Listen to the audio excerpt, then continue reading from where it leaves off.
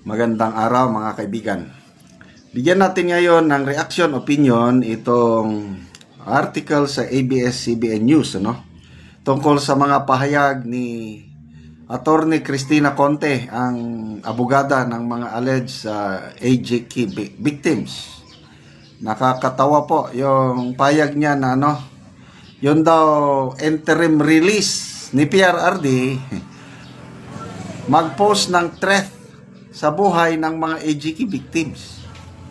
Naku naman. Hindi naman sa Pilipinas dadalhin si PRRD. Sa ibang bansa man, saka 80 years old na yun. Ano bang power pa ng 80 years old na nakakulong? Papalayain lang for humanitarian consideration. Grabe naman, no? So ito, ang title. AJK victims lawyer surprise. Duterte release arranged before motion filing. Okay.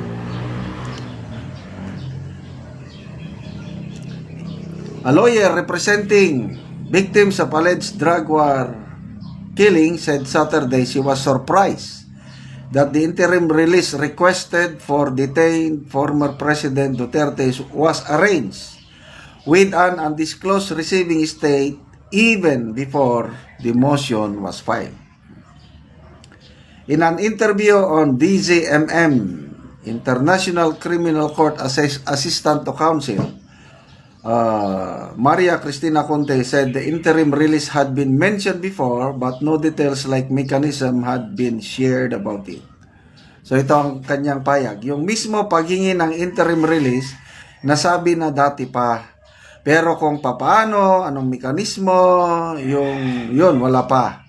Ang ikinagulat ko, nagulat nung una. Sabi niya, para akong nabuhusan ng malamig na tubig. Ngayon, nagulat na. Gulat ko, merong receiving state na daw silang nakausap. Kumbaga, naariglo na, naayos na ito bago pa man isubmit itong motion. Bakit? Common sense po, attorney. Kung ako yung judge, yung abogado, mag-request ng interim release, wala namang tatanggap na state party, bakit ko papayagan? Di ba ganun lang yun, common sense? So, tama yung ginawa ng abogado ni PRRD, naghanap muna sila ng receiving state. Kasi yun ang pinaka-importante. Yung may bansa, member ng ICC, na handang tanggapin si PRRD at mag-commit na i-represent niya si PRRD anytime na kailangan siya ng korte. So, very basic. Bago, kung ako yung abogado, ganun ang gagawin ko, maghanap ng receiving state. At yun ang ginawa. Bakit magtaka itong Attorney Conte na ang gusto pala niya, kung siya ang abogado ni PRRD, ang gusto niyang mangyari, mag-file muna ng petition, wala pang tatanggap na state. Anong mangyayari sa kanyang petition? Siguradong mababasura. Ganyan po kababaw, I don't know, itong Attorney Conte. Bakit siya, kung ano-ano na lang ang rason niya dahil nabuhusan na siya ng tubig Okay, ano pa? Conte said she was also surprised that the prosecution is supposedly agreeing with the request according to Duterte's defense team. Pangalawa, sabi niya, ito yung statement niya. Yung prosecution di umano ay pumayag na hindi kumontra dito sa motion na ito, pero klaro ito na based sa terms and condition, hindi naman parang sige, pwede kang lumaya. Ang gusto nila, pwede kang lumaya, pero ayon sa terms and condition. Okay.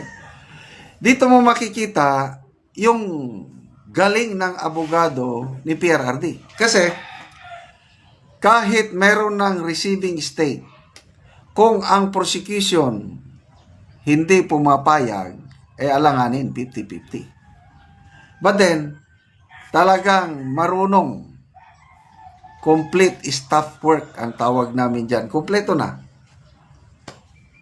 So, ang abogado, naghanap ng bansa, pumayag. Ang abogado, kinausap niyang prosecution, pumayag. Basta lahat ang mga kondisyon ma-meet. Oh yes, i-meet ang mga kondisyon. Ganon po, magtrabaho ang isang magaling na abogado. So, huwag ka na yung mabigla, attorney. Yan ang trabaho ng magaling na attorney. Kung hindi mo yan dating ginagawa, sana gawin nyo na sa sunod. Okay. Ano pa?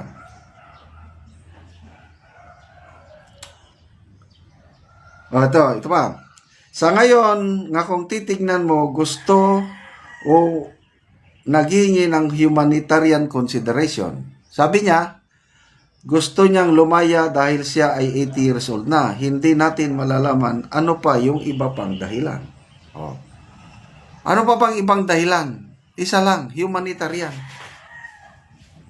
Ikaw kaya ang magkaedad ng 80 years old? Di ba kawawa ang ating dating presidente? Okay lang sana kung bata-bata pa. May sakit na nga, mahirap ng kumilos, tapos nakakulong. Wala nang ibang dahilan, kundi humanitarian consideration. Again, wag na kayong magulat pa, attorney.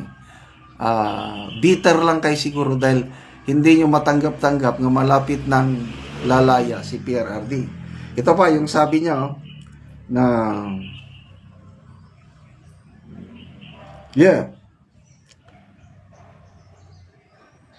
Conte earlier expressed worry over the requested interim release, saying it poses a threat to the victims and their case. Ano pa ang magagawa ng isang 80 years old? Ano ang kapangyarihan ni PRRD ngayon? Akusado Papaano niya i-threaten ang mga victims? Grabe naman itong mga abogado. Kahit si Representative Manuel, ganyan din ang kanyang pahayag. Sabi ni Manuel, ang pagpapalaya kay Duterte ay tiyak na gagawing viral content material na gagamitin ng paid troll army nila para ibuli, takutin at sirain ang moral ng mga pamilya ng AGK victims na nais sanang lumahok sa proseso ng ICC. Bitter lang kayo o natataranta lang kayo. Hindi nyo na mapipigilan ang paglabas ng aming minamahal na Tatay Digong. Okay, maraming salamat mga kaibigan sa inyong pagsubaybay sa ating channel. Nakakatulong kayo ng malaki sa tribong Talandig ng Bukidnon. Dahil ang sweldo natin sa channel na ito is pantulong natin sa tribo. Sa ngayon, namimigay tayo ng mga libreng yero at pako para makapagpatayo ng mas disenteng bahay itong tribong Talandig. Panoorin ninyo ang video na ito.